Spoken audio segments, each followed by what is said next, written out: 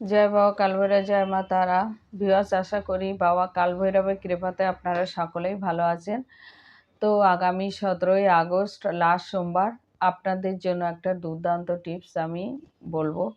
টিপসটা হচ্ছে, দেখুন, অনেকের পিতৃদশা আছে, আর এখন বর্তমান যুগে পিতৃদশাটা বেশি অংশে আছে।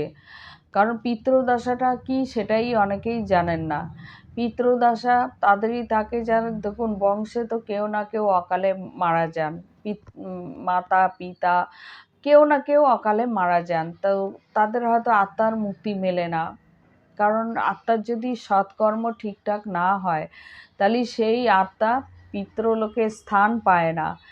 আর স্থান না পাওয়ার জন্য কি হয়, মানে বংশ পরম্পর ওই যে পিতৃদশা লেগে থাকে, ওর জন্য আমাদের নানা সমস্যার মধ্যেই পড়তে হয়। রোগ যন্ত্রণা, মানে শারীরিক মানসিক, ঋণ দায়, তারপরে আয় উন্নতি সব রকম। মানে এই পিতৃদশা যতক্ষণ না মুক্ত হবে ততক্ষণ আপনাদের বংশের উপরে কারোর উপরে শান্তি আসবে না। কিছু না কিছু মানে একটা কালো মেঘের ছায়া পড়তে থাকবে। তো এইভাবে পিতৃদশা ঘটতে থাকে। এটা অনেকেই বিশ্বাস করেন না, কিন্তু পিতৃদশা হচ্ছে সব থেকে মারাত্মক খারাপ জিনিস, হচ্ছে পিতৃদশা। এটা যারা বিশ্বাস করেন তারা সবসময় দেখবেন এইগুলোকে আগে অ্যাভয়েড করে, মানে এইগুলোকে আগে মানে ঠিকঠাক করে রাখেন। তো দেখুন, এখন তো বর্তমান যুগে ব্রাহ্মণরাও ঠিকঠাক কাজ করেন না। এখন ওই পাইকারি কাজ করা, আবার এদিকে যাদের পিতামাতা মারা যাচ্ছেন বা বংশে কেউ মারা যাচ্ছেন, তারাও দায় সেরে কাজ করে উঠে যাচ্ছে। মানে ঠিকঠাক কাজ কেউই করেন না, দুপক্ষই করেন না, না ব্রাহ্মণ না যাদের বংশে কেউ মারা যাচ্ছে তারাও না।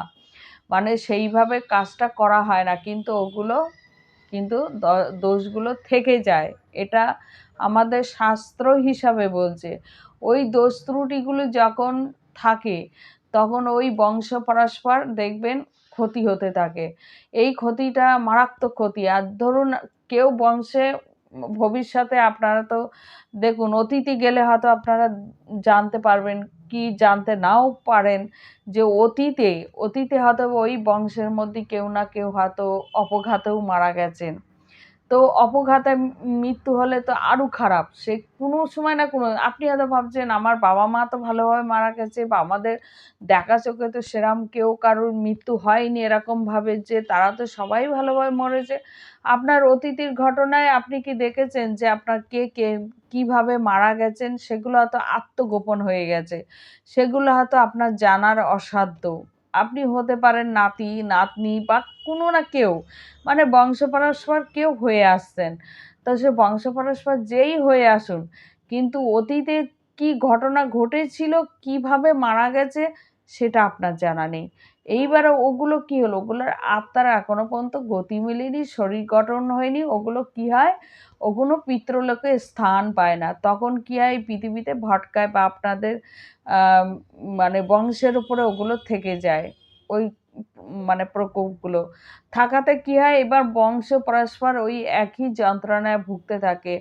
মানে আহ, ধরুন আপনাদের সাংসারিক জীবনেও শান্তি থাকবে না, শারীরিক দিয়েও শান্তি নেই, মানে সন্তানের দিক দিয়ে কোনো দিক দিয়ে শান্তি পাওয়া যায় না। আর পিতৃদশা থাকলে মারাত্মক সেগুলো হয় বেশি অংশে শত্রু দোষ। শত্রু তাদের ছাড়ায় না, ঋণ দায় ছাড়া না, এইগুলো মানে যে একের পর এক ক্ষতিগুলো হয়, এগুলো আমরা কিছুতেই কিন্তু আমরা বুঝতে চাই না। আমরা শুধু মনে করি তর্পণ করলে মনে হয় কেটে যায়। তর্পণ দিয়ে কখনো পিতৃদশা পুরোপুরি কাটে না। তর্পণ একটা করতে হয়, কিন্তু তাতে আমরা একেবারে সুস্থ স্বাভাবিক জীবনে আসতে পারি না। তো এগুলো করতে গেলে ভালো জায়গা দিয়ে ভালো ব্রাহ্মণ ধরে, আর পিতৃদশা যারা কাটায় বেশি অংশে 5 জন ব্রাহ্মণ থেকে এটা মানে করে, মানে এটা ভালোভাবে যদি না হয়, তাই সেই পিতৃলোকে তাদের স্থান হয় না বা শরীর গঠন হয় না, তবেই তারা কোনো একটা যোনিতে জন্ম নিতে পারে। তো যাই হোক, এটা করার জন্য আপনাদের কি করতে হবে, মানে যে আগামী 17ই আগস্ট যে সোমবারটা লাস্ট সোমবার, এই সোমবারের দিনকে আপনারা তিলপত্র জোগাড় করবেন, তিলের পত্র। তো তিলপত্রের মতো আপনারা অষ্টগন্ধা দিয়ে আপনারা কি লিখবেন, লিখবেন ওম গুরু গঙ্গা শুধু লিখবেন ওম গুরু গঙ্গায়, এইটা 3 বার লিখে দেবেন। দিয়ে ভগবান শিবের মস্তকে ওম গুরু গঙ্গা বলে ওটা অর্পণ করবেন। আর মনে মনে এটা বলবেন যে আমার যত পিতৃদেবদের আত্মা আছে, আমাদের পিতৃদেবের আত্মাদের মানে শান্তি দিয়ে দাও, তাদের মুক্তি দাও। এটা বলে ওই তিলপত্রটা অর্পণ করবেন। করার পরে আগামী 17ই সোমবার, মানে 17ই আগস্ট যে সোমবার, সন্ধেবেলা থেকে একটা করে সর্ষের তেলের প্রদীপ জ্বেলে দেবেন পিতৃদেবতার নামে, শুধু সর্ষের তেলের প্রদীপ। কতদিন জ্বালবেন? এটা আপ টু কালী পূজা পর্যন্ত। কালী পুজো পর্যন্ত এই একটা করে পিতৃদেবের নামে দক্ষিণ দিকে এই একটা করে তিলের তেলের প্রদীপ জ্বেলে দেবেন, ঠাকুর ঘরের বাইরে, ঠাকুর ঘরের মধ্যে না।